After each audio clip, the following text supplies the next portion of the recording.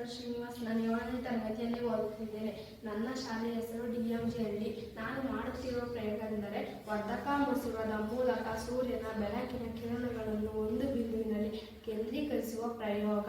ಇದನ್ನು ಮಾಡಲಿಕ್ಕೆ ಬೇಕಾದ ಸಾಮಗ್ರಿಗಳು: ಒಂದು ವರ್ಧಕ ಮಸೂರ, ಆಮೇಲೆ ಸೂರ್ಯನ ಬೆಳಕು ಮತ್ತು ಶಾಖ, ಒಂದು ಹಾಳೆ. ಸೂರ್ಯನ ಶಾಖದ ಬೆಳಕಿನ ಕಿರಣಗಳನ್ನು ಪೀನ ಮಸೂರದಿಂದ ತಯಾರಿಸಿದ ವರ್ಧಕ ಮಸೂರದ ಮೂಲಕ ಒಂದು ಹಾಳೆಯ ಮೇಲೆ ಕೇಂದ್ರೀಕರಿಸಿದಾಗ ಹಾಳೆಯು ಸುಡಲು ಪ್ರಾರಂಭಿಸುತ್ತದೆ.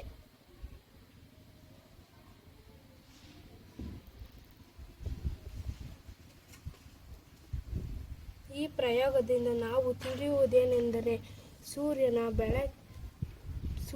ಬೆಳಕಿನ ಕಿರಣಗಳನ್ನು ಒಂದು ಬಿಂದುವಿನಲ್ಲಿ ಕೇಂದ್ರೀಕರಿಸುತ್ತವೆ.